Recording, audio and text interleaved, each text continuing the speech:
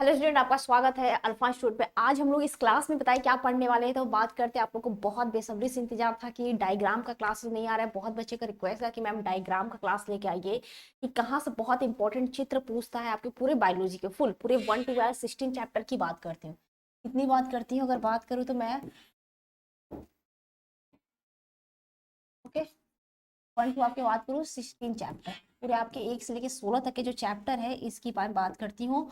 पूरे चैप्टर का हम लोग क्या करने वाले हैं, आपका जो महत्वपूर्ण जो बहुत ही मोस्ट इंपॉर्टेंट डायग्राम है, ओके मोस्ट इंपॉर्टेंट आपके डायग्राम की बात करती हूँ। वो सब क्या करने वाले हैं हम लोग इसी क्लास में आज पूरी की पूरी एक साथ हम लोग क्या करने वाले हैं, देखने वाले हैं। जितने भी डायग्राम होंगे, किस सब्जेक्ट की बात करते हैं, आपके बायोलॉजी के, okay?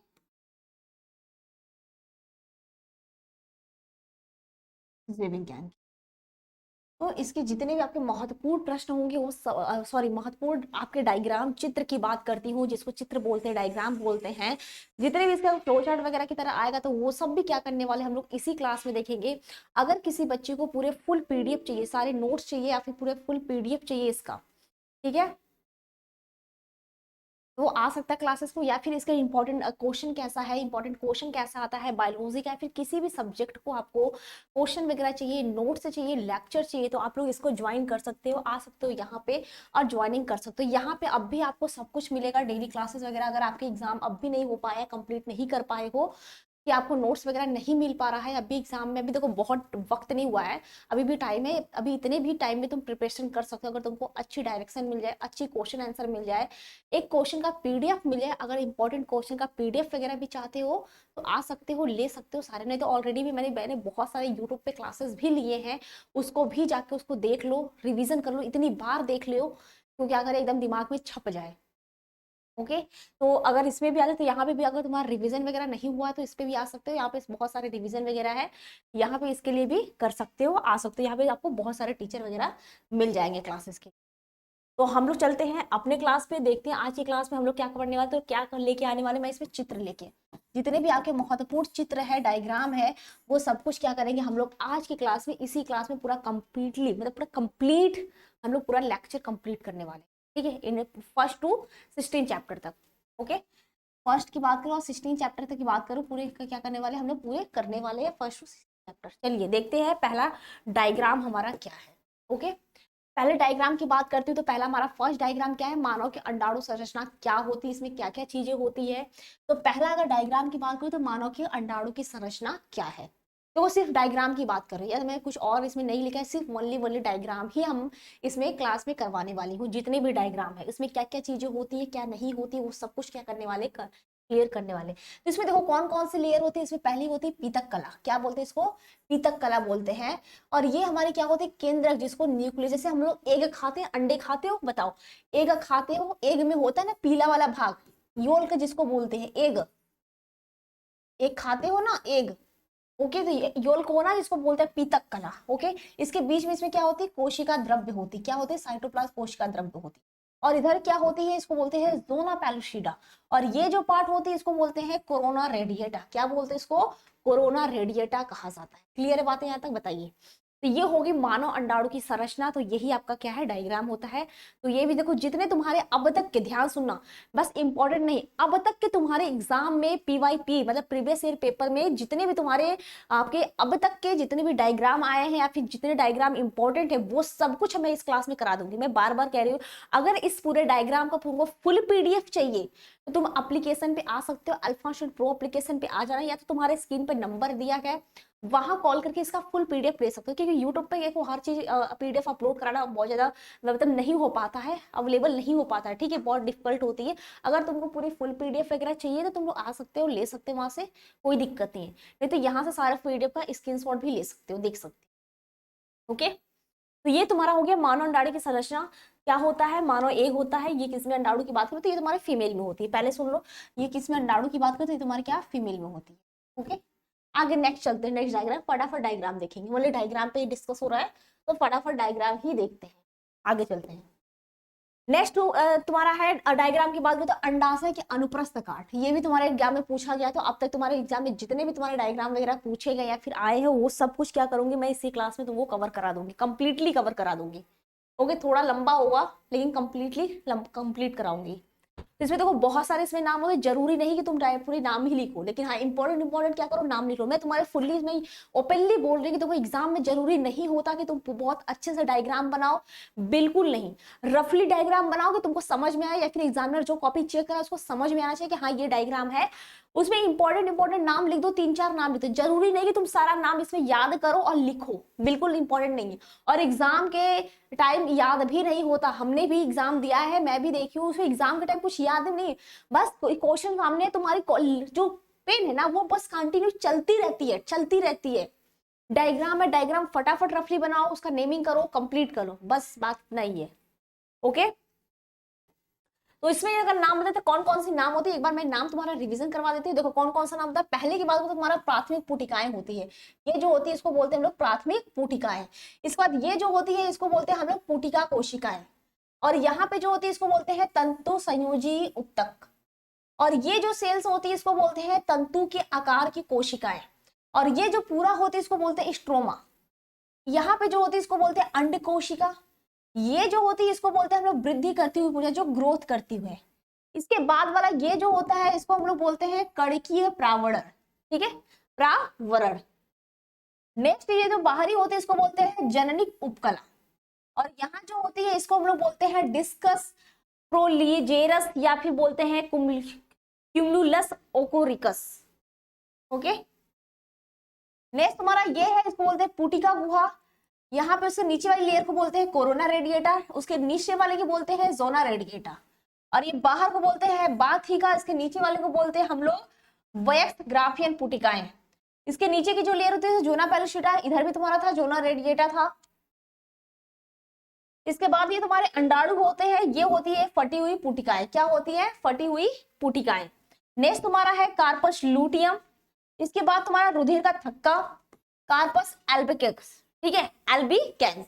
ये तुम्हारा है अंडाशय के अनुप्रस्थ काट। इसके पहले क्या था? तुम्हारा अंडाणु का ही था, इसी का था, मानव अंडाणु की संरचना ही था। लेकिन इसके बाद वाला डायग्राम क्या है? वो भी अंडाशय की अनुप्रस्थ काट है। क्या है?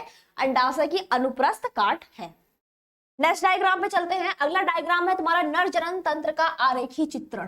देखो पूरा चैप्टर है, कंप्लीटली चैप्टर है, लेकिन हाँ जितने तुम्हारे अब तक एग्जाम में आए हुए हैं, आने वाले हैं, जितने भी तुम्हारे डायग्राम तुम्हारे इंपॉर्टेंट, वो सब कुछ मैं कराऊंगी, पूरा A to Z चैप्टर का। ओके, ऐसा नहीं कि 11 चैप्टर का 12 चैप्टर करा दूं, उसमें बोल दूं कि नहीं कंप्लीटली नहीं, 1 to 16 चैप्टर कराऊंगी। तुम लोग अपने बुक में मिला लेना कि मिल रहा है कि नहीं, वैसे नहीं आके मेरी क्लासेस कर लेना कि नहीं मैम ने कराया है या फिर नहीं बहुत तुमको इजिली बता रही हूँ, तो बिल्कुल नहीं। तो कोई इस पे झूठ वगैरह कुछ बात नहीं है। जो तुम्हारे एग्जाम में है अपनी बुक खोलना, मिला लेना, या फिर प्रीवियस से तुम्हारे पास पेपर होगा, आंसर होगा, जो भी होगा तुम्हारे पास मटेरियल, उससे कंप्लीटली मिला लेना कि तुम्हारे एग्जाम में पूछा है कि नहीं। लेकिन अब तक के तुम्हारे एग्जाम में जितने भी क्वेश्चन तुम्हारे डायग्राम में आ चुके हैं वो सब कुछ मैं करा दूंगी यहाँ पे। क्लियर है बातें? और अपनी फ्रेंड्स वगैरह को शेयर कर दिया करो, कम से कम वो भी एक बार देख ले। बहुत ज़्यादा टाइम का नहीं लेती हूँ क्लासेस, तो एक बार शेयर कर दिया करो क्लासेस की, वो सब भी क्या करे देख लिया करे क्लासेस। बहुत वक्त नहीं लेती हूँ, बहुत लंबी क्लास भी नहीं लेती हूँ। तो ये जो तुम्हारा है इसमें क्या है? इसमें नर जनन तंत्र का क्या है? आरेखी चीज। नर मतलब मेल में, इसकी बात कर रहा है, ये मेल की बात कर रहा है। ओके, तो इसमें सबसे फर्स्ट क्या आता है? इसमें शुक्राशय होता है। क्या ये जो तुम्हारा रहता है ये क्या है? शुक्राशय। इसके बाद ये क्या है? मूत्राशय। ये जो है इसके बाद इसको बोलते हैं मूत्राशय। और ये जो है इसको बोलते हैं शुक्रवाहिनी। ये जो है इसको बोलते हैं, ये जो है ऐसे पूरे इसको बोलते हैं शुक्रवाहिनी, यहाँ से यहाँ पे ऐसे मिला हुआ है। और ये जो होती है इसको बोलते हैं हम लोग प्रोस्टेट। क्या बोलते हैं इसको? प्रोस्टेट। और ये जो होता है इसको बोलते हैं हम लोग सीसन। क्या बोलते हैं इसको? सीसन। और यहाँ पे ये जो नली है ऐसे यहाँ पे मिली हुई है प्रोस्टेट से, इसको बोलते हैं मूत्रमार्ग। और यहाँ पे जो है इसको बोलते हैं विषण। और ये जो है तुम्हारा विषण खोल है। यहाँ पे है इसको मलाशय बोलते हैं। और ये जो तुम्हारा है इसको बोलते हैं एम्पुला। और यहाँ की है प्रोस्टेट ग्लैंड। ठीक है, क्या है? Prostate gland. क्लियर बात है? सारी नेमिंग क्लियर हो गई। तो इतना ही नेम तुम्हारा था, इतनी ही नेमिंग था। अगर लेना चाहते हो तो आप स्क्रीनशॉट भी ले सकते हो, रख सकते हो PDF। लेकिन हाँ कोशिश करना रफली बना लो, रफली बना लो। कोई भी डायग्राम आ सकता है, जरूरी नहीं कि बस डायग्राम ही आए, लेकिन तुम्हारे दिमाग में रहना चाहिए कि अगर डायग्राम आ जाए तो मेरे से कोई क्वेश्चन छूटे ना। देखो प्रिपरेशन इतनी इतनी ज्यादा कोशिश करना, इतना अच्छे से प्रिपरेशन करना कि तुम्हारे एग्जाम में ये है, देखो भले तुम टॉप करो या ना करो, ठीक है, लेकिन मेहनत इतनी करो, इतनी हद तक मेहनत करो कि एग्जाम में तुमसे कोई क्वेश्चन ना छूट पाए। ओके, तो कोशिश इतना ही करना कि तुम्हारे एग्जाम में तुम्हारे सामने जो क्वेश्चन हो कि तुमसे ये ना हो कि नहीं मैंने ये पढ़ा नहीं था, ये नहीं हुआ था, तो हर एक चीज पढ़ के जाना, भले टॉप करो या ना करो, लेकिन तुम सारे क्वेश्चन करके आओ, तुमको ये तसल्ली हो कि नहीं मैंने पढ़ाई किया, मैंने सारे क्वेश्चन फिलअप किया, क्वेश्चन अच्छे से किया, मुझे आता था सारे क्वेश्चन, और ऐसा कोई क्वेश्चन ना हो तुम छोड़ के आओ। सारे सब्जेक्ट की बात करी, मतलब बायोलॉजी की बात नहीं कर रही, जीव विज्ञान की बात नहीं कर रही, तुम्हारे सारे सब्जेक्ट की बात कर रही हूँ। क्लियर बात है यहाँ तक? आगे चलते हैं नेक्स्ट डायग्राम पे। अगला डायग्राम तुम्हारे स्त्री जनन तंत्र का आरेखी चित्रण। क्या है? स्त्री जनन तंत्र का आरेखी चित्रण। इसमें कौन कौन सी होती है ये नेमिंग देख लेते हैं। बहुत ज्यादा टफ इसका डायग्राम नहीं होता है, ठीक है, बहुत ज्यादा टफ इसका क्या होता है डायग्राम नहीं होता है, फटाफट बनाना चाहे बन जाएगा, कोई बहुत ज्यादा टफ इसका डायग्राम भी नहीं होता। इसमें कौन कौन सा नाम होता है नाम देख लेते हैं। ये जो होता है इसको बोलते हैं हम लोग तुम्बिका, और ये तुम्हारा स्रावित अंड, ठीक है, ये जो ऐसे पूरा होते हैं इसको बोलते हैं स्रावित अंड, यहाँ से अंड ये स्रावित होते हैं। और ये जो होती है इसको बोलते हैं फैलोपियन नलिका या तो अंडवाहिनी, जहां पे निषेचन होता है, फर्टिलाइजेशन होता है, यही तुम्हारा फैलोपियन नलिका में ही होता है। और ये जो होता है इसको बोलते हैं हम लोग गर्भाशय, ये जो होता है इसको बोलते हैं हम लोग गर्भाशय। और यहाँ पे जो होता है इसको बोलते हैं अंडाशय, और ये जो तुम्हारा यहाँ पे दोनों साइड होता है इसको बोलते हैं झालरदार कीप। ओके, और ये होती है तुम्हारी योनि। क्लियर बात है यहाँ तक? देखो अगर यही पे एक चीज और बता दूं तुम्हारे दिमाग में रहता है, जो ऑपरेशन होता है, ओके, नसबंदी या फिर बोलते हैं ऑपरेशन विधि होता है, तो इसमें क्या कहते हैं फॉलोपियन नलिका होती है, इसको कट करके क्या बनते हैं सूत्र, जो आपका अंडवाहिनी होता है इसको ही कट करके क्या करते हैं बांध देते हैं दोनों साइड पे। ऑपरेशन में यही होता है, मेल में भी होता है फीमेल में भी होता है। क्लियर बात है यहाँ पर? आगे चलते हैं नेक्स्ट। हमारा यहाँ पे क्वेश्चन बहुत आता है इस पे, ये भी इस पे क्या होता है आपका क्वेश्चन भी आता है। ये क्या है? शुक्राणु की संरचना, स्पर्म का डायग्राम है, शुक्राणु की संरचना है। इसमें 3 भाग होते हैं। पहला तुम्हारा होता है शीर्ष, इसको बोलते हैं हम लोग हेड, और दूसरा आपका होता है ग्रीवा, इसको बोलते हैं नेक।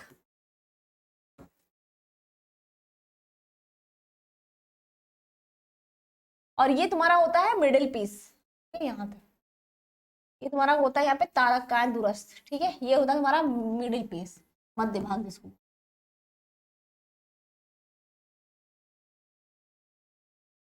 अब इसमें देखो ये जो होता है यहाँ पे इसको बोलते हैं एक्रोसोम होता है। ये तुम्हारे एग्जाम में पूछता है कि एक्रोसोम में किससे बना, ये तुम्हारे गाजी काय होता है। क्या होता है? गाजी काय से बना होता है। और इसका कार्य क्या होता है? ये जो तुम्हारा एक्रोसोम की बात करें, यहाँ पे जो होता है एक्रोसोम की बात करूं,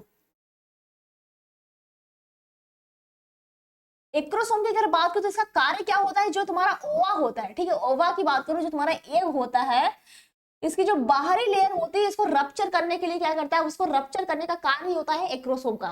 क्लियर? कुछ और नहीं है, पूछता है कभी कभी एक्रोसोम का कार्य क्या होता है, तो वह क्या करता है रप्चर करने का कार्य करता है। क्या होता है? रप्चर करने की जो बाहरी जो उपकला होती है, लेयर होता है, उसको ये रप्चर करने का कार्य करता है।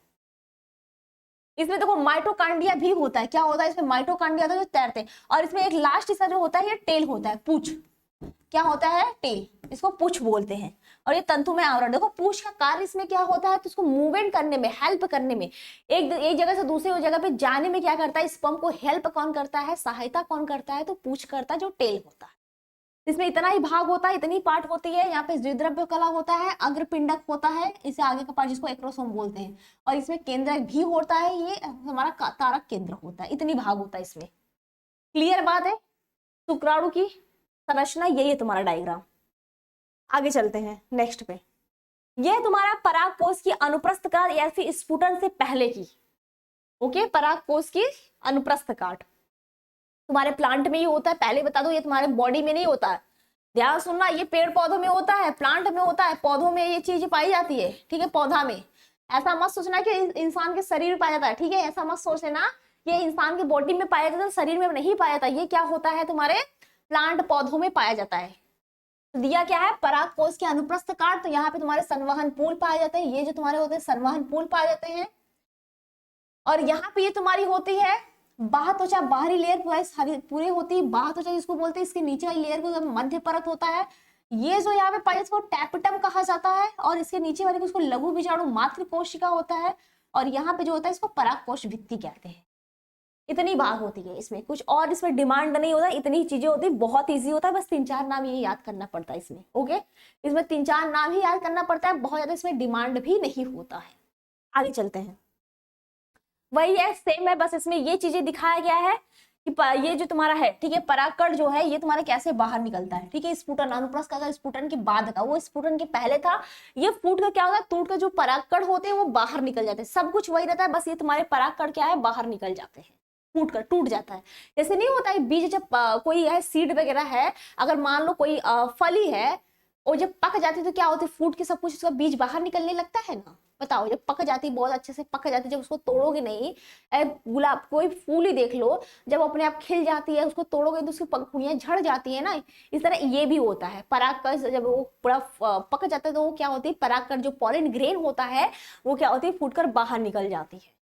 ओके, तो सेम है, बहुत ज्यादा टफ डायग्राम ये नहीं है।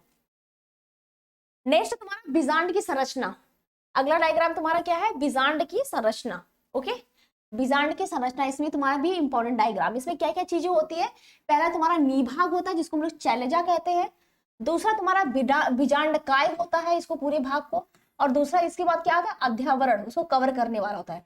ये प्रतिमुखी कोशिकाएं होती हैं, ये तुम्हारे भ्रूणकोश होते हैं, ये पूरे की बात करते हैं तुम्हारे क्या होते हैं, पूरे भ्रूणकोश होते हैं, उसमें 2 केंद्रक होता है, तो उसको बोलते हैं हम लोग ध्रुवीय केंद्र, जिसको बोलते हैं हम लोग ध्रुवीय केंद्रक कहा जाता है।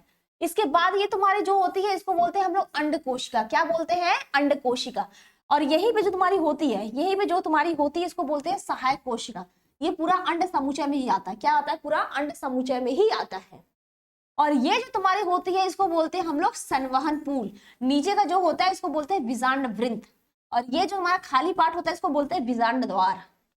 ओके, इतनी ही बातें होती है बीजांड की संरचना में, इतनी ही बातें होती है, बहुत ज्यादा इसमें नाम मत याद करना, 3-4 नाम याद करना, फटाफट बना देना गोले अंडे की तरह, और लिख देना नाम, 3-4 नाम लिख दोगे एग्जाम में खुश हो जाएगा बिल्कुल।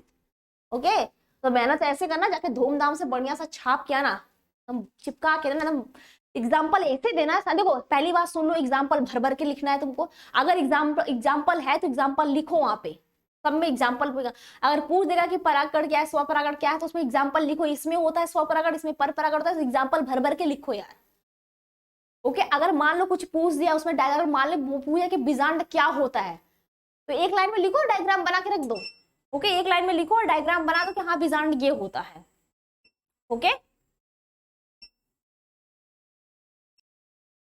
ओके, नेक्स्ट डायग्राम पे चलते हैं। अगला डायग्राम तुम्हारा है परागकण तथा अंकुरण की पराग नलिका का विकास कैसे कैसे होता है। इसमें से सबसे मेन इंपॉर्टेंट इसमें डायग्राम में ये चीज है, ये कैसे इसका विकास होता है, ये का इसका कैसे विकास होता है, ये चीज जो है, ये कैसे कोई है, मान लो कोई सीड वगैरह है, जैसे चना ही ले लो, कुछ भी ले लो, मटर ले लो, चना ले लो, कुछ भी ले लो, ये कैसे अंकुरण होता है इसी का डायग्राम है। ये कैसे अंकुरण होता है, कैसे यहाँ पे लीफ वगैरह का फॉर्मेशन होता है, यहाँ पे जड़ का फॉर्मेशन होता है, यहाँ पे लीफ का फॉर्मेशन होता है। ओके, लीफ का फॉर्मेशन होता है, ये ऐसे ही होता है। ये तुम्हारे मटर है, ओके, ये तुम्हारा क्या है, लीफ हो गया। ऐसे ही होता है ना, ये बाहर निकल जाता है, ये नीचे आ जाता है, ये ऊपर चला जाता है। ओके, यहाँ पे ये सोर निकल जाती है, इसमें तो कुछ नहीं होता ना, इसमें कुछ नहीं होता तुम्हारा।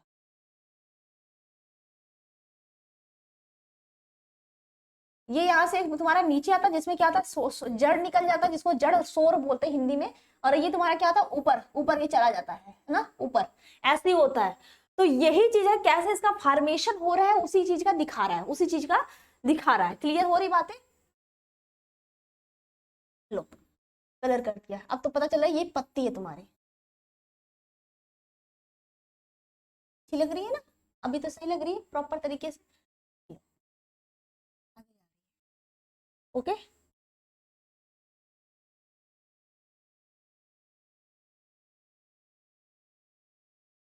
लो ये तुम्हारा क्या है, सोर जड़ है, जिसको बोलते रूट। क्लियर है बातें, ये समझ में आ रही है। तो ये कैसे इसका जर्मिनेशन होता है, ये चीज हमको इसमें देखना है, इसका जर्मिनेट कैसे होता है। देखो सबसे पहले की बात करो तो इसमें तुम्हारा पहले क्या दे रखा है,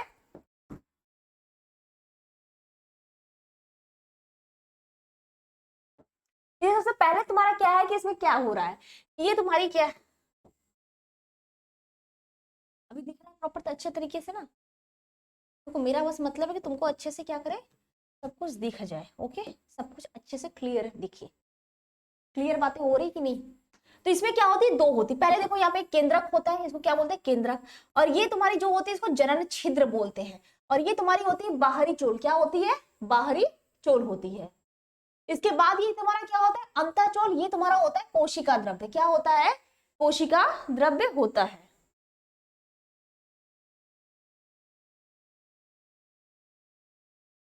इसके बाद इसके यहाँ पे तो सबसे लास्ट में ये डायग्राम देख लेते हैं, तुम्हारा इंपॉर्टेंट जो है।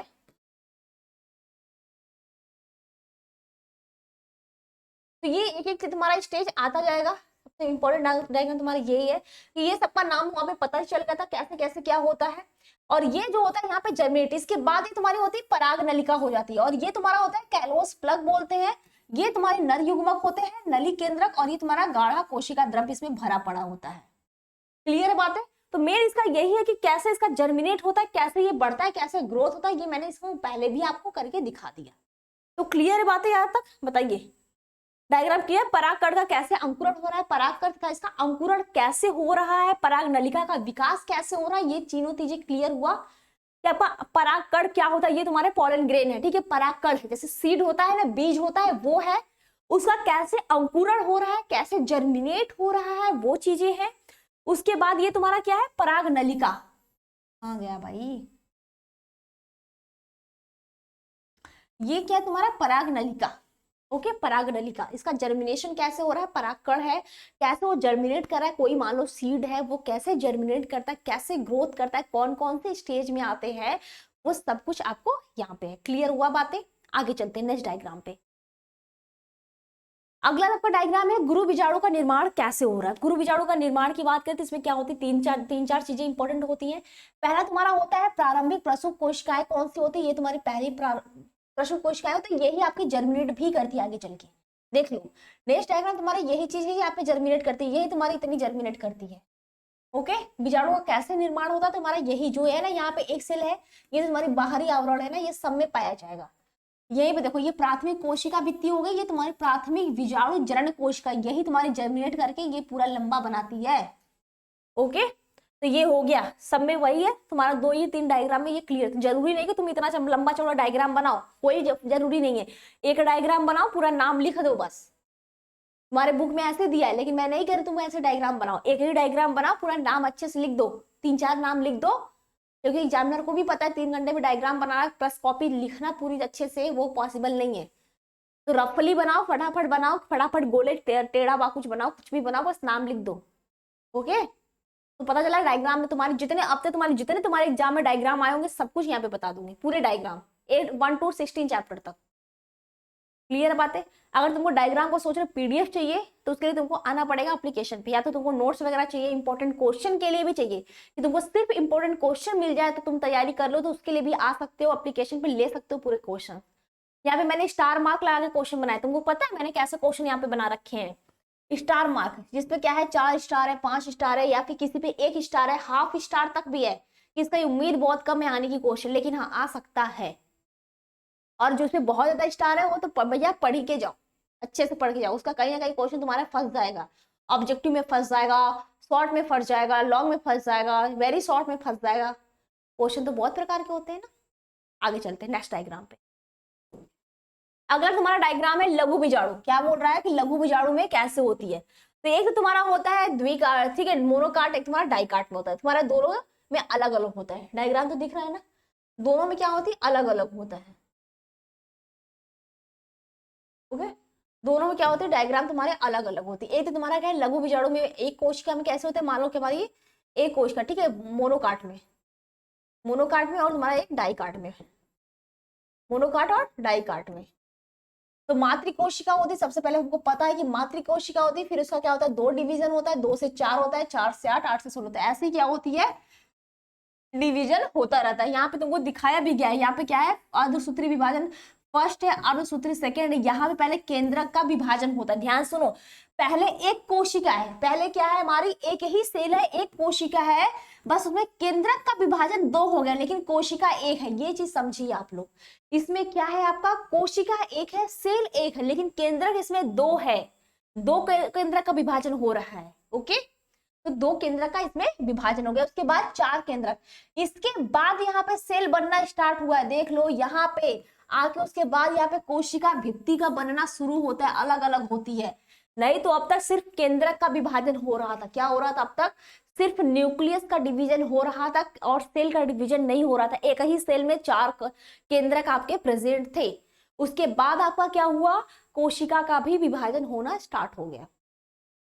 नेक्स्ट आपका आता है इसमें डाइकार्ड में क्या होता है कि इसमें मातृ कोश का लघु बीजाणु होता है, यहाँ पे एक ही होता है, इसमें एक केंद्रक होता है। यहाँ पे क्या होता है? 2 सेल हो जाती है। यहाँ पे देख लो 2 में बन रही है, ठीक है। तो ये इसमें सब में यही होता है, एक आपका मोनोकार्ड में होता है, एक डाइकार्ड में। तो लघु बीजाणु में कैसे डिवीजन होता है, कैसे विभाजन होता है, आपका पूरा डायग्राम है। क्लियर है बातें यहाँ तक? बताइए। ओके, क्लियर चल रहा है? पता? आगे चले, ठीक है। नेक्स्ट डायग्राम पे चलते हैं। अगला आपका है द्विबीजपत्री भ्रूण का परिवर्धन। जो द्वि डाइकॉट होता है ना, कैसे पता करें? चलो एक एक करके देखते डायग्राम, एक एक करके डायग्राम देखते। तो ये क्या है आपका? द्विबीजपत्री में भ्रूण का परिवर्तन कैसे हो रहा है? तो पता ही आपका एक सेल है, ओके। इसके बाद यहाँ पे 2 सेल केंद्रक बन जाए, निलय कोशिका और भ्रूणीय कोशिका बनता है, निलय कोशिका और भ्रूणीय कोशिका। उसके बाद आपका लास्ट वाला देख लेते हैं, ओके। लास्ट वाला देख लेते हैं, लास्ट वाला देख लेते हैं। सब कुछ वही है, वही आपका डिवीजन होते लगता है, ठीक है। वही आपका क्या होता है? डिवीजन होना स्टार्ट होता है। लास्ट में सबसे मेन देखते हैं कौन सा डिवीजन बन के शुरू होता है, ओके। तो आपका क्या बनता है? ये डिवीजन बन के क्या होता है? शुरू होता है। ये डिवीजन क्या होता है? यही आपका बनता है लास्ट में। वो आपका इतनी जो छोटी सी थी, उसके बाद क्या बनता है? यही बनता है। निलंबन बनता है, मूलांकुर बनता है, बीजपत्र ये बन जाता है, ये प्रांकुर बनता है। लास्ट में आपका क्या बनता है? यही चीज बनता है। ध्यान से देख लो, जो हमारी चीजें इतनी छोटी सी थी, ओके, एक सेल का था, एक सेल का ये दिख रहा है ना, एक सेल का था, ये सिर्फ था। इसके बाद क्या हुआ? मैं आपको पूरा डायग्राम दिखाती हूँ। उसके बाद ये चीज बना हमारा, ठीक है। ये चीज आपका बन के रेडी हो गया। क्लियर है बात है? ये चीज बन के क्या हुआ? रेडी हुआ। क्लियर है? देखो सारे डायग्राम पे बहुत ज्यादा, तो ये बस इतना देना द्विबीजपत्री में भ्रूण का विकास कैसे हो रहा है, तो बस इतना ही ध्यान देना और कुछ नहीं, ओके। आगे चलते हैं। नेक्स्ट आपका है एक संकरण क्रॉस क्या होता है? सुन लो, एक संकरण क्रॉस क्या होता है फटाफट। मैं ये आपका मेंडल का है, मैं बता देती हूँ यहीं पे। एक संकरण क्रॉस क्या होता है? तो इसमें हम लोग 2 प्लांट लेते हैं। ध्यान सुनो, इसमें हम लोग क्या लेते हैं? यहाँ पे मैं देखो करके बता देती हूँ। इसमें क्या करते हैं हम लोग? 2 प्लांट लेते हैं। देखो एक संकरण क्रॉस में होता क्या है?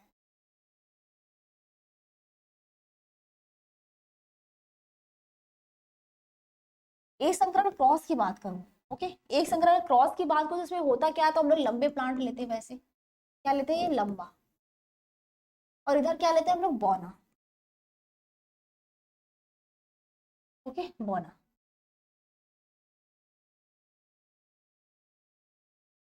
ये हमारे क्या होते हैं? युग्मनज होते हैं, ठीक है, युग्मक होते हैं। इसके बाद क्या कराते हैं हम लोग? क्रॉस कराते हैं। तो यहाँ पे क्या बनता है? हमको ये चीज प्राप्त होती है, ओके, ये चीज हमको प्राप्त हो जाता है। तो ये हमारा होता है F1 पीढ़ी। क्या होता है? F1 जनरेशन होता है। क्लियर बात है? ये हमारा क्या होता है? F1 जनरेशन होता है। तो बातें समझ में आई? तो ये होता है हमारा एक संकरण क्रॉस। क्लियर हुआ? यही चीज इसमें भी था, ये चीज है, ये क्रॉस। तो और ये हमारे पूरे जो होते हैं, ये पूरे क्या होते हैं? विषम युग्मजी होते हैं। देखो ये तुम्हारे क्या है? सम युग्मजी। ये तुम्हारे क्या थे? सम युग्मजी, बिल्कुल समान समान था। लेकिन ये बनने के बाद क्या होता है? हमारा ये विषम हो जाता है। तुम्हारे F1 जो F1 पीढ़ी की बात करो, F1 पीढ़ी की बात करो, फर्स्ट जनरेशन में जो होते हैं हमारे सभी क्या होते हैं? विषम युग्मजी होते हैं। ये सब क्या होते हैं? हाइब्रिड होते हैं, कोई समान नहीं होता है। क्लियर है बात है यहाँ तक? आगे चले, आगे चलते हैं। ये आपका क्या है? द्विसंकरण क्रॉस, ओके। ये क्या है आपका? द्विसंकरण क्रॉस।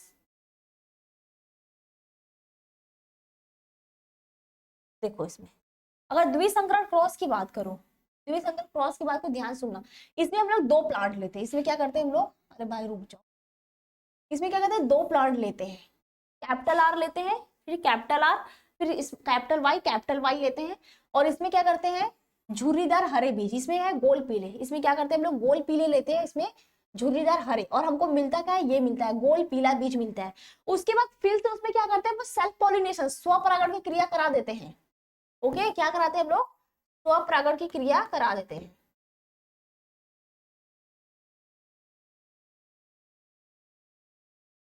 ये देखो, उसके बाद हम लोग स्वपरागण की जब क्रिया कराते हैं तो हमको क्या मिल जाता है, ये चीज मिलता है। इसका अनुपात क्या होता है, ये मिलता है। ये आपके बुक में होगा, ये देखो डायग्राम में नहीं आता, ये तुम्हारे डायग्राम में नहीं है। बस आपको क्या कहते हैं, आपके एक बार रिवीजन के लिए मैंने ये चीज ला दिया है, डाल दिया है कि आपको रिवीजन हुए। तुम्हारे डायग्राम में नहीं आता, ये अलग से पूछता भी नहीं है। ये तुम्हारे मेंडल के नियम में पूछता है, और आपका अलग से नहीं पूछता कि सिर्फ इसका फ्लो चार्ट बनाओ, ये पूछता ही नहीं है, आज तक पूछा ही नहीं है। लेकिन हाँ, ये इंपॉर्टेंट है, आपके क्वेश्चन में आता है, इसलिए मैंने यहाँ पे इसलिए लेके आई कि आपका रिवीजन हो जाए। इसका सबसे बेस्ट तरीका होता है, इसमें देखो कैसे इसका अनुपात निकालते हैं, 9 अनुपात 3 अनुपात 3 अनुपात 1 का कैसे रिजल्ट निकालते हैं। तो यहाँ से देख लो, ये तुम्हारे क्या होते हैं, बिल्कुल सेम होते हैं। इधर क्या होते हैं, बिल्कुल सेम। देखो ये जो होते हैं, ये होते हैं ये और ये, ओके। तो इधर होते हैं, इधर इधर, उसके बाद ये होता है, ये बिल्कुल क्या होते हैं, सेम होते हैं। ये बिल्कुल क्या होते हैं, सेम। उसके बाद ये वाला देख लो, यहाँ वाला, ये चीज, ये चीज, ये क्या होता है, बिल्कुल सेम। ये पूरा 9 हो गया, ये 3 हो गया।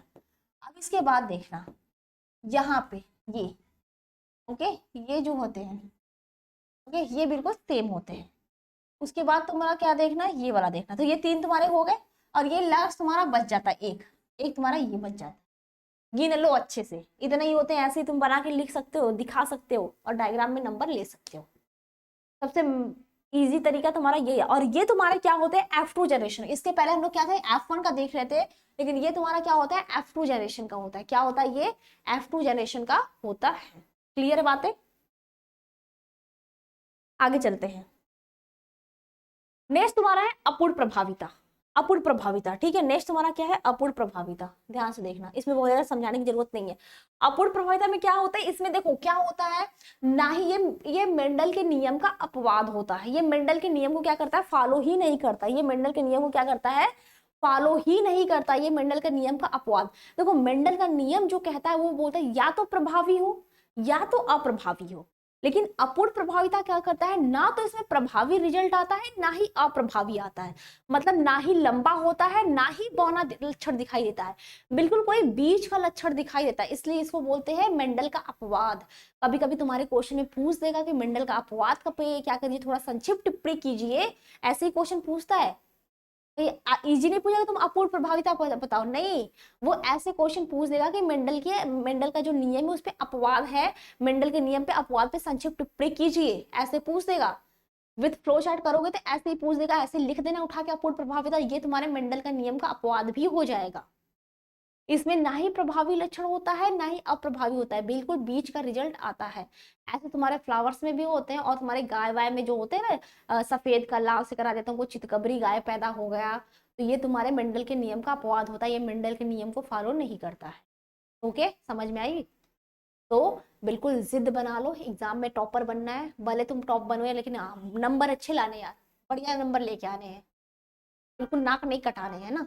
कोई पूछे तो एकदम जबरदस्त आंसर दो, मेरे इतने परसेंटेज है, मैंने लिख के लेके आया है। ऐसे होनी चाहिए जुनून कि कोई परसेंटेज पूछ के ना, पूछे भी ना तो पूछने पहले 100 बार सोचे, पूछू भी कि नहीं। इतने खतरनाक तुम्हारे जवाब होने चाहिए। तो यार मेहनत करो, जो भी 1-2 महीने टाइम बचा है, जितने भी टाइम बचा है तुम्हारे एग्जाम की, वो कर लो भाई।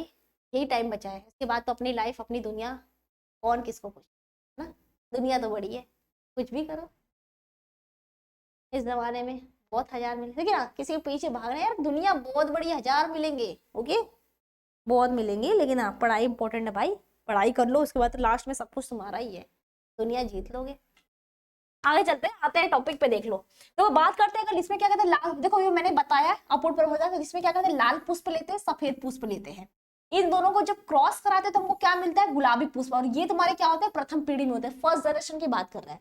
इसके बाद हम लोग क्या करते हैं, यहाँ पे सेल्फ पॉलिनेशन करा देते हैं। क्या कराते हैं यहाँ पे, सेल्फ पॉलिनेशन की क्रिया करा देते हैं। ओके, इसके बाद क्या करते हैं, सेल्फ पॉलिनेशन की क्रिया करा देते हैं। इसके बाद देखो क्या होता है, तो हमको ऐसा अनुपात मिल जाता है। ऐसा क्या होता है, हमको अनुपात मिल जाता है। ओके, ऐसा अनुपात हमको मिल जाता है। इसमें लाल का, गुलाबी का, फिर ये और ये तुम्हारा कराओगे तो ये इतना मिलेगा। मैं करा के नहीं बता रही, क्योंकि कराओगे तुम्हारा यही मिलेगा।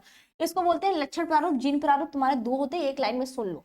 लक्षण प्रारूप वो होता है जिसको हम लोग बाहर से एब्जॉर्ब कर सके, हमारी रंग भूसा कैसी है, हमारी लंबाई कैसी है, हमारी स्वभाव कैसा है, उसको बोलते हैं लक्षण प्रारूप, फिनोटाइप। जीनोटाइप क्या होता है, जिसको जीन के प्रारूप से देखते हैं, जो उसका जीन ही टाइप होता है कि इसका जीन कैसा होता है, मतलब अंदर की बातें। एक तरह से तुम्हारे घर की भाषा में बता दो, तुम्हारे अंदर की जो बातें होती है उसको बोलते हैं जीन प्रारूप। जो बाहर की बातें, जिसको जो बातें सब जानता है उसको बोलते हैं लक्षण प्रारूप। जो अंदर की बातें होती है जिसको बोलते हैं, उनको जीन प्रारूप कहते हैं। तुम समझने के लिए ऐसे कर रहे हो, ठीक है। और ये मत बोलना कि नहीं मैम तो अंदर की बातें बाहर की बातें बोल रही थी, है ना। अंदर बाहर की बातें कुछ और मत समझ लियो, ठीक है। तो बस तुम्हारे समझने के लिए बोल रही हूँ कि अंदर मतलब जो अंदर का कोई बहुत सीक्रेट चीज हो, कोई और ना जानता, अपना क्लोज वाला बंदा भी ना जानता हो, है ना, उसको बोलते हैं जीन प्रारूप। और जो सबको सरेआम पता हो, तो सबको पता है, तो वो क्या होता है, लक्षण प्रारूप होता है। क्लियर बात है। चलो आगे चलते हैं नेक्स्ट पे। ये तुम्हारा है नेक्स्ट, हमारा मानव में लिंग निर्धारण कैसे होता है। ओके, इसमें भी क्वेश्चन बहुत पूछता है, ध्यान सुनियो। इसमें भी तुम्हारे क्वेश्चन जबरदस्त आते हैं। मानव में लिंग निर्धारण, कीट पतंगों में लिंग निर्धारण, मधुमक्खी में लिंग निर्धारण पूछ देगा कभी कभी, उसका फ्लो कैसा होता है। कभी कभी पूछ देगा जेड जेड जेड डब्ल्यू है, जेड ओ है, या फिर डब्ल्यू एक्स है, डब्ल्यू डब्ल्यू है, ये किस में होता है। तो पढ़ लियो। मैं यहाँ पे पूरा डिटेल नहीं पढ़ा रही क्योंकि बहुत सारा भी डायग्राम है, तुमको लग रहा है कम है ना, लेकिन डायग्राम बहुत बच्चा हुआ है तुम्हारा। तो फटाफट देख लो। मानव में लिंग निर्धारण तो तुमको पता है, ये तुम्हारा होता है मादा का हम लोग क्या करते हैं एक्स एक्स लेते हैं, और नर का तुम्हारा क्या होता है एक्स वाई लेते हैं। इसको मैं करके बता दे रही हूँ, तुमको जल्दी समझ में आ जाएगा। ओके, जल्दी समझ में आ जाएगा। देखो इसमें क्या करते हैं, मादा का हम लोग क्या करते हैं, जो फीमेल होती है मादा होता है उसको एक्स एक्स लेते हैं, और तुम्हारा नर का क्या होता है, जो मेल होता है उसका हम लोग क्या करते हैं एक्स वाई लेते हैं, नर का जो तुम्हारा मेल होता है, ओके मेल का, और ये तुम्हारा फीमेल। ओके, इसमें क्या कराते हैं, क्रॉस कराते हैं। इसमें क्या कराते हैं हम लोग, क्रॉस कराते हैं। तो देखो जो मादा का यक्ष होता है, मादा का जो यक्ष होता है, अगर मेल की जो पुरुष होता है उसके यक्ष से जब जुड़ता है तो इसमें क्या होता है, लड़की का फॉर्मेशन होता है। क्या होता है, लड़की का फॉर्मेशन होता है।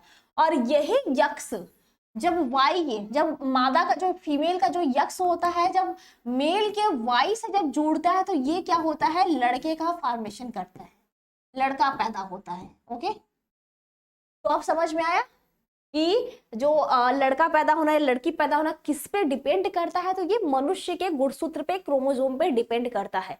महिला का दोनों क्रोमोसोम क्या होता है, समान होता है, लेकिन जो पुरुष का होता है, मेल का होता है, जो क्रोमोसोम उसका गुणसूत्र होता है, सेक्स क्रोमोसोम, वो डिफरेंट होता है। इसलिए जो भी लड़की लड़का पैदा होते हैं वो किस पे डिपेंड करता है, तो वो पुरुष के क्रोमोसोम, सेक्स क्रोमोसोम पे डिपेंड करता है कि लड़की होगा कि लड़का होगा।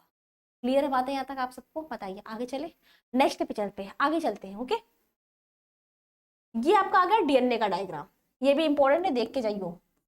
देखो डीएनए का डायग्राम की बात, डीएनए की संरचना की बात को तो फटाफट बता देती हूँ। जो तुम्हारा डीएनए का डायग्राम होता है, ओके, ये जो डीएनए का डायग्राम होता है, ये तुम्हारे क्या होता है, 5 प्राइम होता है, एक तुम्हारा 3 प्राइम होता है, इधर तुम्हारे 3 प्राइम होता है, इधर तुम्हारे 5 प्राइम होता है। क्लियर बात है। और इन दोनों के बीच की जो दूरी होती है क्या होती है, 20 एंगस्ट्रॉम होती है। क्या होती है, 20 एंगस्ट्रॉम होती है इन दोनों के बीच की दूरी, इतने। और यहाँ पे तुम्हारा क्या होता है, एक चीज और सुन लो, यहाँ पे जो एडेनिन होता है ये डबल बॉन्ड से जुड़ता है थाइमिन के साथ, और तुम्हारे ग्वानिन होता है 3 बॉन्ड के साथ जुड़ता है साइटोसिन। ये जो बॉन्ड होता है ये तुम्हारे होते हैं हाइड्रोजन बॉन्ड होते हैं। एडेनिन जो होता है थाइमिन के साथ जुड़ता है 2 हाइड्रोजन बॉन्ड से, और जो तुम्हारे ग्वानिन होता है साइटोसिन के साथ जुड़ता है 3 हाइड्रोजन बॉन्ड से। क्लियर बात है यहाँ तक। और इसके बीच का जो एक कुंडल का होता है, इसकी जो दूरी होती है, ओके इसकी जो दूरी होती है ये तुम्हारे क्या होता है, 3.4 mm का होता है। और ये तुम्हारी होते हैं माइक्रो ग्रूव, और तुम्हारा जो होता है मेजर ग्रूव। क्लियर बात है, इतनी चीजें बस इसमें मेंशन कर लो, और कुछ इसमें याद नहीं करना है, बस ये चीजें इसमें इंपॉर्टेंट था। इसके बीच की दूरी कितनी थी, और इतना एक कुंडल का लंबाई कितना था। क्लियर बात है यहाँ तक। आगे चलते हैं नेक्स्ट डायग्राम पे। ये हो गया तुम्हारा डीएनए का द्विगुणन कैसे होता है। डीएनए का द्विगुणन कैसे होता है ये चीज देख लो। तो इसमें तुम्हारे 3 प्राइम होते हैं, और यहाँ पे 5 प्राइम होता है, और ये जो तुम्हारा होता है मातृ डीएनए होता है। ध्यान से देख लो, ये जो होता है, ये जो होता है इसको हम लोग बोलते हैं मातृ डीएनए, मदर डीएनए होता है। यही तुम्हारे आगे चल के देखो, यही तुम्हारे आगे चल के क्या करता है, 2 भागों में टूट जाता है। यही तुम्हारे क्या होता है आगे चल के, ये 2 भागों में टूट जाता है, यहाँ से तुम्हारा क्या होता है, नया डीएनए का फॉर्मेशन हो जाता है। ये दोनों जब टूट जाएंगे तो यही आगे चल के क्या करते हैं, नए डीएनए का, 2 नए डीएनए का फॉर्मेशन कर लेते हैं। इसी को बोलते हैं डीएनए रेप्लिकेशन, या फिर डीएनए द्विगुणन कहा जाता है। क्लियर बात है यहाँ तक। तो ये बातें समझ में आई? स्क्रीनशॉट लेना चाहते हो तो ले सकते हो, मैं थोड़ा सा छोटा कर देती हूँ, देख लो।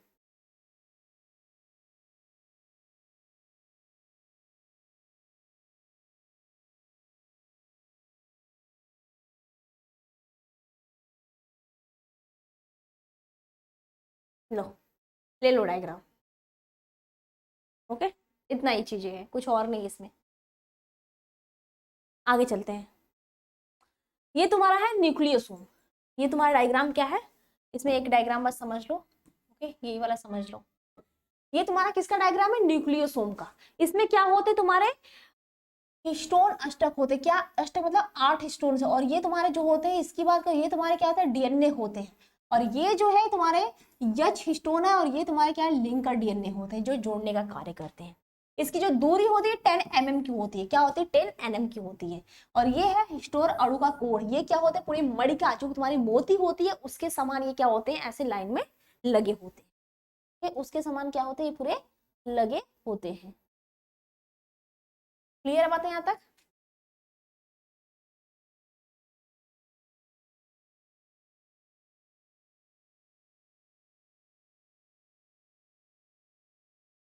यहाँ तक बातें समझ में आई आपको?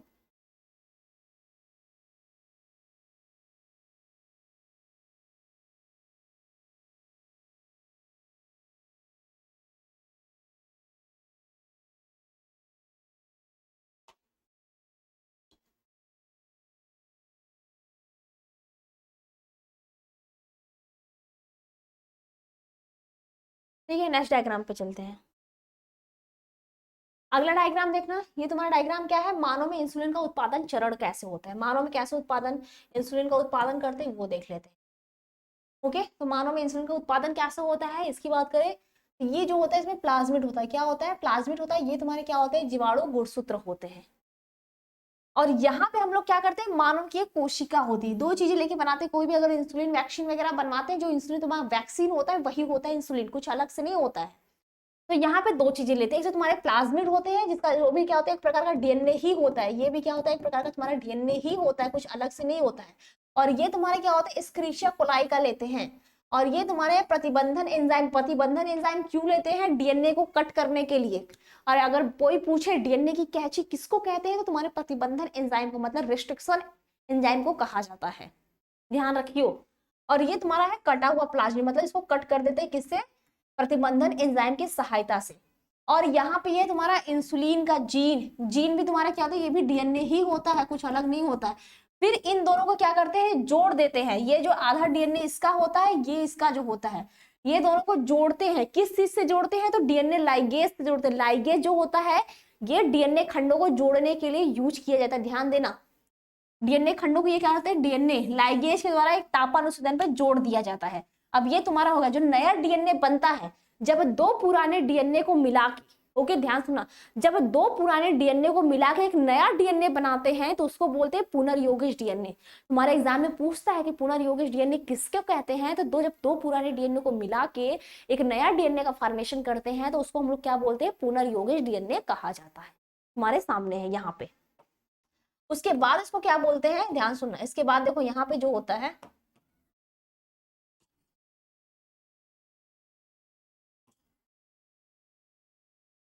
ओके, उसके बाद जब ये तुम्हारे पुनर्योगित डीएनए बन गया यहाँ पे, तो यहाँ पे क्या करते हैं? पुनर्योगित डीएनए का द्विगुणन होने लगता है। यहाँ पे देखो ये चीज जो द्विगुणन हुआ है पे दिखाया गया है। और ये तुम्हारे होते हैं प्लाज्मिड रही, मतलब स्क्रीशिया कोलाई। अब इसके बाद इसको हम लोग क्या करते हैं? किण्वन में अभियांत्रिक करके जीवाणु के, मतलब इसको क्लोन कर देते हैं। फिर ये तुम्हारे डिबिया में भर भर के तैयार कर लेते हैं। इसको बोलते हैं इंसुलिन वैक्सीन। ऐसे ही होता है। ओके, वैक्सीन का निर्माण ऐसे किया जाता है। ऐसे तुम्हारे बैक्टीरिया और जीवाणु को लेके मर्ज कराते हैं फिर बनाते हैं। क्लियर बात है? नेक्स्ट डायग्राम पे चलते हैं, अगले पे। ये तुम्हारे हैं एचआईवी का विषाणु।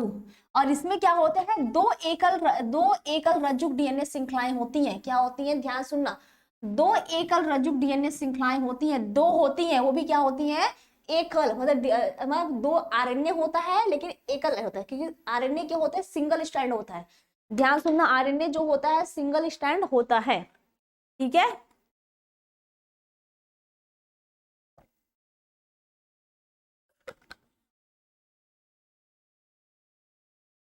आरएनए तुम्हारा क्या होता है, सिंगल स्टैंड होता है। और ये तुम्हारी क्या होती है, प्रोटीन कला होती है।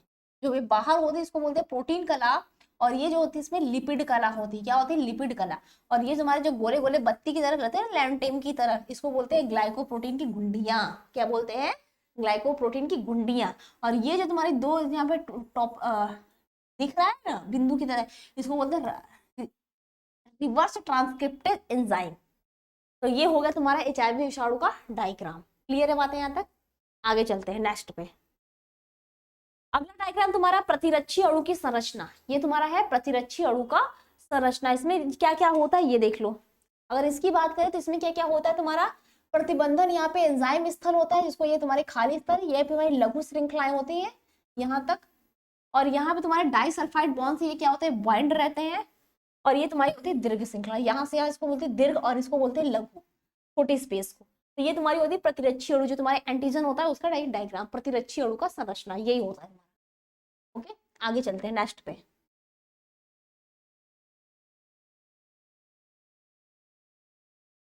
ये तुम्हारा है पुष्प का लंबवत काट। ओके, देख लो बढ़िया सा। पुष्प का क्या है तुम्हारा, लंबवत काट, इसकी संरचना, इसमें क्या क्या नाम होता है ये भी सुन लो। क्या क्या नाम होता है। तो सबसे पहले बात करें, ये तुम्हारे वर्तिकाग्र होता है। ये जो तुम्हारी होती है जहाँ पे क्या होता है, जो आपका पॉलन ग्रेन होता है जो चिपक जाता है आके, यही वर्तिकाग्र पे ही चिपकता है। और ये तुम्हारी होती है वर्तिका, ये जो होती है तुम्हारी इसको बोलते हैं वर्तिका। और ये जो होती है इसको पंखुड़ी बोलते हैं। क्या बोलते हैं इसको, पंखुड़ी। और ये जो तुम्हारी होती है इसको बोलते हैं परागकोश। क्या बोलते हैं, परागकोश। और ये जो होती है इसको बोलते हैं फिलामेंट, तंतु। और ये जो बाहरी होती है इसको बोलते हैं वाहदल। क्लियर है बातें? और ये जो होती है, यहाँ की बात करें, ये तुम्हारे होते हैं अंडाशय।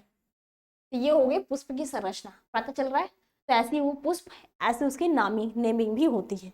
अगले डायग्राम देखो, फटाफट डायग्राम पे चलते हैं, ठीक है? अब ज्यादा बचा नहीं होगा लेकिन फटाफट देख लेते हैं। ये तुम्हारा है पुरुष जनन तंत्र को दर्शाने वाले जो श्रोणि क्षेत्र का आरेखी काट है उसका है डायग्राम। एक बार फटाक से सर नाम नेमिंग देख लो, नाम तो दिख रहा है अच्छे से। इसमें क्या क्या होता है, इसमें सबसे पहले बात करें, मूत्रवाहिनी होता है। ये तुम्हारी शुक्रवाहिनी यहाँ से यहाँ तक होती है। ये होता है तुम्हारा अधिवेशन। और ये जो तुम्हारी होती है बाहर, इसको मैंने शुक्रवाहिनी, ये तुम्हारे कोर डायग्राम में मैंने काफी अच्छे से बताया था, स्टार्टिंग में ही बताया था। मानव जनन जो तुम्हारा चैप्टर स्टार्टिंग में था वहीं से बताया था। तो ये कुछ इसका बस इसी का वहां पे डायग्राम था, सिर्फ इसी का उसका डायग्राम था, मैंने वहां पे बहुत अच्छे तरीके से बताया है।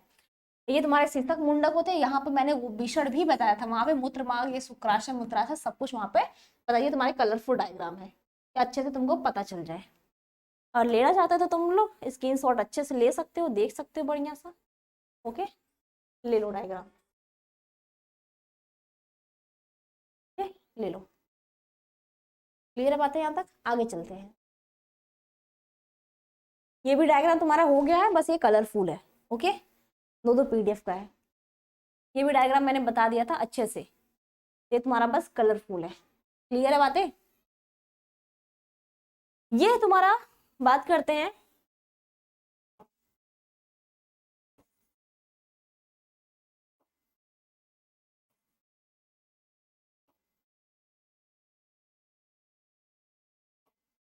ये तुम्हारा है तृतीयक उपभोक्ता। ये तुम्हारे पिरामिड का है। क्या है तुम्हारे पिरामिड का, क्या है, पारिस्थितिक तंत्र है। ठीक है, पिरामिड में कैसा पारिस्थितिक तंत्र है उसका हमारा दिया गया है।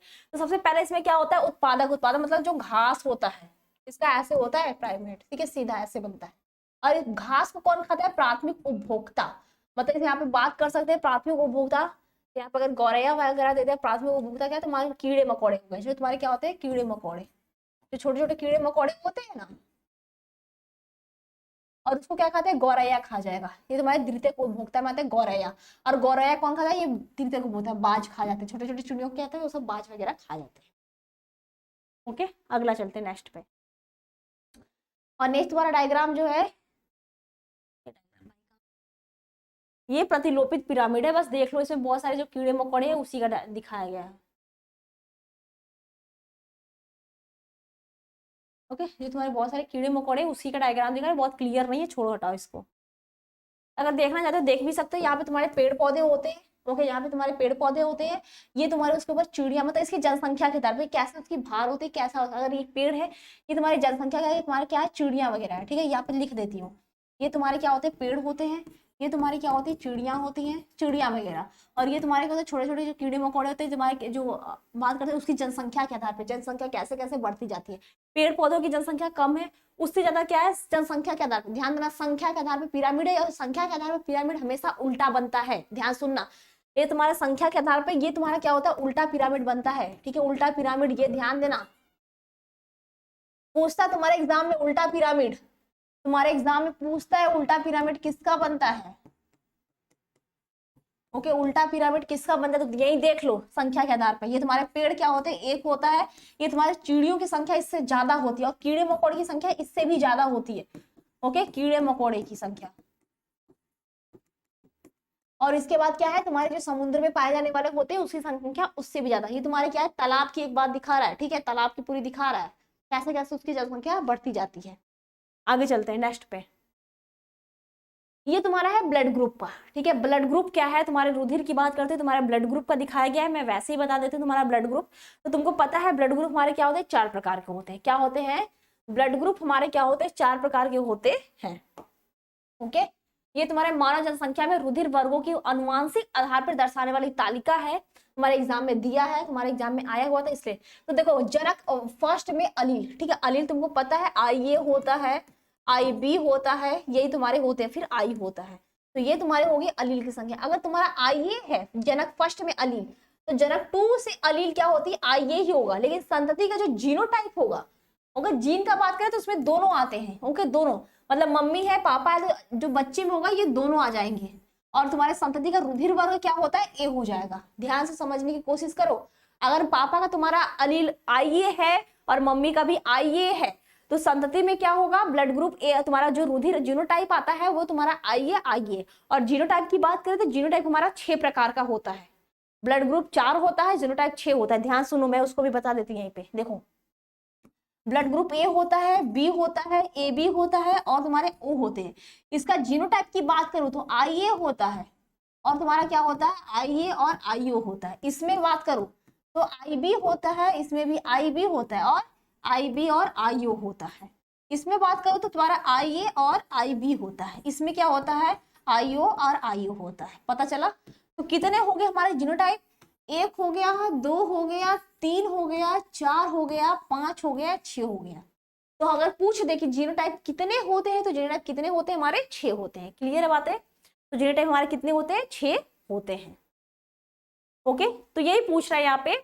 अगर मान लो अलील जनन में A है और इसमें B है, तो हमारा जो ब्लड ग्रुप होता है वो क्या हो जाएगा, जो आपका संतति में जीनोटाइप क्या हो जाएगा, IA IB। ब्लड ग्रुप हमारा क्या होगा, आपका AB हो जाएगा। अगर वही तुम्हारा यहाँ पे IA है और यहाँ पे I है, तो इसका क्या होता है, IA, यहाँ पे O भी लिख सकते हो। ठीक है, OB, तो यहाँ पे ब्लड ग्रुप O आएगा। तो यही तुम्हारा सब कुछ है। ठीक है, ये देख लो, यही है।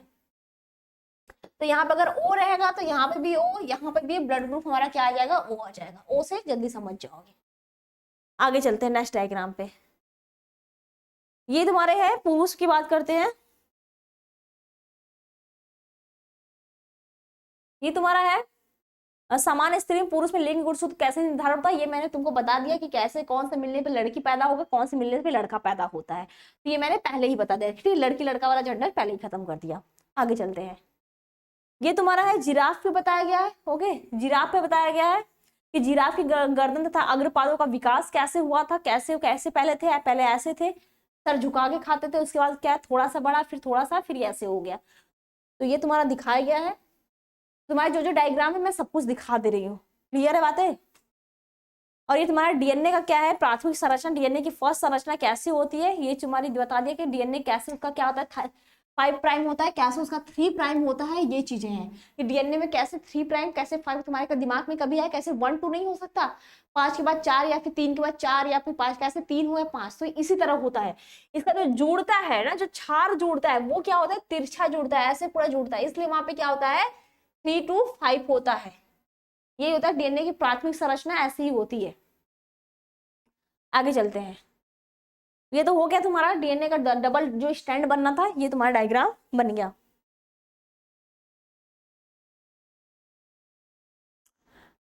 ये तुम्हारा पुनर्योगेश डीएनए कैसे बना था उसकी बात कर रहे हैं। ठीक है, पुनर्योगेश डीएनए कैसे बना ये उसकी बात कर रहा है कि पुनर्योगित डीएनए का कैसे फॉर्मेशन हुआ, कैसे ये बना। क्लियर है बातें? इसमें बहुत ज्यादा समझाने की जरूरत नहीं क्योंकि मैंने समझा दिया ये आपको। और ये क्लोनिंग कैसे हुआ ये भी मैंने बता दिया, प्लाज्मिड वाला जो इसके पहले का मैंने बताया था कि प्लाज्मिड दो डीएनए को कैसे जोड़ते हैं, कैसे एक नया वैक्सीन तैयार करते हैं, वही चीज है। इसको फिर से हम नहीं बता रहे हैं, बस आपको देख लो एक बारी। इसमें क्या करते हैं, चूहा वाला लेते हैं, ठीक है, चूहा का लेते हैं, इंजेक्ट कराते हैं, एक बार इसको समझ लो। चूहे का देखो इसमें करते क्या है पहले, इसमें क्या करते हैं, स्क्रीशिया कोलाई लेते हैं, इसका डीएनए निकालते हैं, ये तुम्हारे क्या होते हैं, प्लाज्मिड होते हैं। क्या होता है प्लाज्मिड, इसका जो डीएनए होता है क्या होता है, गोल होता है, ठीक है, प्लाज्मिड डीएनए का क्या होता है, डीएनए गोल होता है। और ये तुम्हारा क्या होता है, चूहा लेते हैं, इसका डीएनए लेते हैं और इसका क्या करते हैं, दोनों का निकाल के इंसुलिन जीन इसमें क्या करते हैं, इंजेक्ट कराते हैं। और यहाँ पे क्या करते हैं, लाइगेज एंजाइम के द्वारा क्या करते हैं, इंजेक्ट जोड़ देते हैं। ओके, लाइगेज एंजाइम के द्वारा क्या करते हैं, जोड़ देते हैं।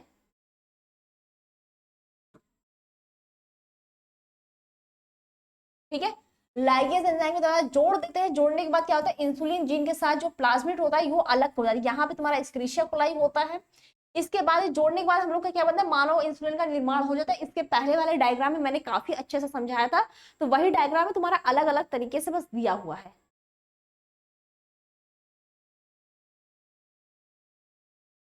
ये डायग्राम देख लो, ठीक है। ये तुम्हारे है, एक स्थल की बात बताओ, एक स्थलीय परितंत्र में अपघटन चक्र का आरेखी निरूपण है। एक स्थल का बात करें, जमीन की बात करें, तो वहां पे कैसे परितंत्र आपका चलता है, कैसे वो इकोसिस्टम चलता है, उसका डायग्राम है। तो पहले क्या होता है, अगर बात करते हैं तो इसमें सबसे पहले की बात करते हैं, थोड़ा सा बड़ा कर दिया कि अच्छे से दिखाई दे। तो तुम्हारा पेड़ होता है, पेड़ से पत्तियां है, तो पत्तियों को कीड़े मकोड़े खा जाते हैं, कीड़े मकोड़े फिर वहां पे क्या होते हैं, ये कुकुरमुत्ता जिसको बोलते हैं ना, पूरा मशरूम की तरह जो होता है वो उगता है। या तो ये भी उसकी जगह पे क्या, ये कीड़े मकोड़े फिर से हो जाते हैं। ये पूरा क्या होता है, एक इकोसिस्टम की तरह चलता रहता है, उसी का ये डायग्राम है। ये हमारा जो भी चीजें है वो क्या होता है, बिल्कुल एक इकोसिस्टम की तरह ये चलता रहता है। ओके, तो नेक्स्ट आगे चलते हैं। ये तो क्लियर हो गया। तो इस स्थल पे जैसे अब जमीन पे क्या होता है, कैसे इकोसिस्टम चलता रहता है, परितंत्र कैसे, वो चीजें। आगे चलते हैं नेक्स्ट पे। ये देखो, ये है विभिन्न पोषण स्तरों का, क्या है, विभिन्न पोषण स्तर में कैसे ऊर्जा का प्रवाह होता है, कैसे एनर्जी का फ्लो होता है, वो है कैसे, एक बार समझ लो। ये हमारा क्या होता है, सूर्य होता है। क्या होता है, सूर्य होता है, उसका उष्मा देखो। तो प्रथम क्या होता है, जो हमारे पेड़ पौधे होते हैं उस पे जाता है, उससे बाद ये ऊर्जा क्या होता है, कीड़े मकोड़े लेते हैं, उष्मा भी निकलता है यहाँ से। और ये हमारे द्वितीयक उपभोक्ता आते हैं, जहाँ पे ये उष्मा निकलता है, प्लस ये चिड़िया खा जाती है किसको, कीड़े मकोड़े को। फिर ये तुम्हारा क्या होता है, चील व जो चतुर्थ आते हैं, जैसे चौथे स्टेज पे आते हैं। यहाँ पे भी उष्मा का प्रवाह ये होता रहता है, उष्मा निकलता रहता है, फिर यहाँ पे कीड़े मकोड़े पे आते हैं, फिर ये उष्मा निकल। तो ऐसे ऐसे क्या होता है, ऊर्जा का भी प्रवाह ऐसे ही चलता रहता है कि एक जगह से आया। ऐसे हम लोग बोलते हैं ना, ऊर्जा ना तो उत्पन्न होती है ना ही नष्ट होती है, ये बस क्या होती है, एक जगह से होती है दूसरी जगह पे खत्म होती है ना। एक जगह से लिया दूसरी जगह पे डिस्ट्रॉय हुआ, एक जगह से लिया दूसरी जगह पे जला। तो ऐसे ही होती है, ना ही ऊर्जा उत्पन्न होती है ना ही खत्म होती है। ये चीज आपको समझ में आया इस तरह से। तो ये हो गया विभिन्न स्तरों पर ऊर्जा का प्रवाह कैसे होता है। देख लो, रंग बिरंगी पूरी डायग्राम है। ये आपका डायग्राम हो गया है, भूमंडल में कार्बन का कैसे स्थलीकरण होता है, कैसे कार्बन का भूमंडल में कैसे कैसे जाता है, उसका पूरा डायग्राम है। तो इसकी बात है, यहाँ पे तुम्हारे कार्बनिक अवसाद होते हैं, ये तुम्हारे पेड़ पौधे होते हैं, इससे भी तुम्हारे प्रकाश संश्लेषण होता है, स्थली होता है, श्वसन होता है, अपर्दन होता है।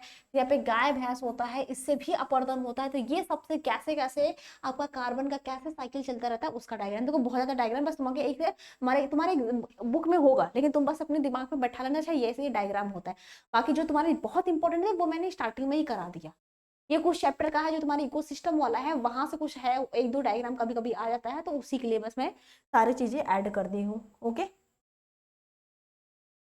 तीन चार डायग्राम और है, वो भी देख लो। ये तुम्हारे है तालाब का, ये क्या है तुम्हारे, तालाब का कैसा इकोसिस्टम होता है, तालाब की उसकी बात कर रहा है। यहाँ पे मछलियां होती है, यहाँ पे जो तुम्हारा एल्गी होता है, ये क्या तुम्हारा प्रोड्यूसर होता है, एल्गी जो होता है यहाँ पे प्रोड्यूसर होता है। ये तुम्हारे इंसर्ट कंजर्सन होता है, इसके बाद लार्ज होता है, फिर डिजोल्व न्यूट्रिशन होते हैं, पानी में तुम्हारे क्या होता है, डिजोल्व न्यूट्रिएंट्स पाया जाता है। ओके, फिर जो बड़ी मछली होती है छोटी बैक्टीरिया खाती है, छोटी मछली को खाती है, फिर बैक्टीरिया डीकम्पोजर होता है। और ये तुम्हारे क्या होते हैं, एल्गी वगैरह ये प्रोड्यूसर का काम करते हैं, और तुम्हारे बैक्टीरिया जो यहाँ पे होते हैं वो तुम्हारे डीकम्पोजर का काम करते हैं। और तुम्हारे ये बत्तख होते हैं, ये क्या करते हैं, यहाँ पे टॉप कंज्यूमर का काम करते हैं। ठीक है, सबसे टॉप लेवल पे यहाँ पे बत्तख होते हैं। तो ये भी क्या होते हैं एक दूसरे पे, और ये तुम्हारे फीस क्या होते हैं, कंज्यूमर ही होते हैं सारे फीस। तो क्लियर बात है, ये तुम्हारे पॉन्ड का तालाब का हो गया। नेक्स्ट तुम्हारा है जनसंख्या संख्या का पिरामिड। ये तुम्हारा चित्र किसका है, आपका संख्या का पिरामिड है। उच्च उपभोक्ता है तुम्हारा शेर हो गया, फिर द्वितीय उपभोक्ता हो गया, द्वितीय उपभोक्ता हो गया। ओके, इतनी बातें समझ में, नेक्स्ट चलते हैं। ये तो समझ में आया ना। देखो इसमें क्या होता है, शेर होता है सबसे पहले, सबसे उच्च उपभोक्ता होता है। इसके बाद जो तुम्हारे डॉग आपके होते हैं, जो आपके गाय भैंस बकरी होते हैं, ये होते हैं जो द्वितीय उपभोक्ता में आते हैं। जो लोमड़ी होते हैं इसको शेर खा सकता है। ये तुम्हारे चूहा खरगोश होते हैं, प्राथमिक उपभोक्ता में आते हैं। और ये तुम्हारे क्या होते हैं, पेड़ पौधे होते हैं जो क्या करते हैं, उत्पादक में आते हैं। ये हो गया संख्या का पिरामिड। क्लियर बात है। और ये हमेशा क्या होता है, सीधा होता है। और ये आपका क्या है, लास्ट नहीं, इसके बाद एक और डायग्राम। ये तुम्हारा है वन में जय भार का पिरामिड है, और ये तुम्हारा तालाब का जय भार का पिरामिड। दोनों सर्वोच्च उपभोक्ता, ये तो उत्पादक पेड़ पौधे आ जाए, फिर कीड़े मकोड़े, ऐसे पूरा एक बार ही आ जाता है।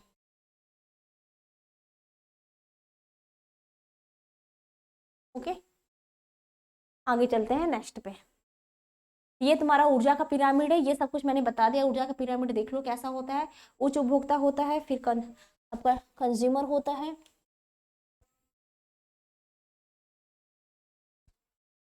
तो ये हो गया हमारा उच्च उपभोक्ता, द्वितीय उपभोक्ता, प्राथमिक उपभोक्ता और उत्पादक। इतनी बातें क्लियर है। अब ये तुम्हारा अंतिम फिगर है, एक जटिल खाद्य पदार्थ का कैसा डायग्राम होता है। ये फाइनली तुम्हारा क्या हुआ, पूरे डायग्राम जितने भी तुम्हारे थे चैप्टर में, ये तुम्हारे क्या हुआ, फिनिश हो गया। ओके, ये तुम्हारे क्या हुआ, पूरे पूरे डायग्राम फिनिश हो गया। ओके, अगर आपको पूरे पीडीएफ वगैरह अच्छे से पूरे डायग्राम चाहिए, बहुत पूरा तरीके से पूरा पीडीएफ चाहिए, तो आप लोग आ सकते हो यहाँ पे, ले सकते हो पूरे पीडीएफ फुल नोट्स, या फिर तुमको इंपॉर्टेंट डायग्राम इंपॉर्टेंट आपको चाहिए क्वेश्चन वगैरह, तो उसके लिए भी आप लोग ले सकते हो। और ये हमारी फाइनली क्या हुआ, क्लास एंड हुआ। अगर पूरे क्लासेस वगैरह चाहिए बढ़िया से, तो आ सकते हो और क्लासेस को शेयर भी कर सकते हो। ओके, तो आज के क्लास के लिए थैंक यू। मिलते हैं किसी और क्लास में नए टॉपिक और नए क्वेश्चन के साथ। तब तक मस्त रहो, बढ़िया रहो।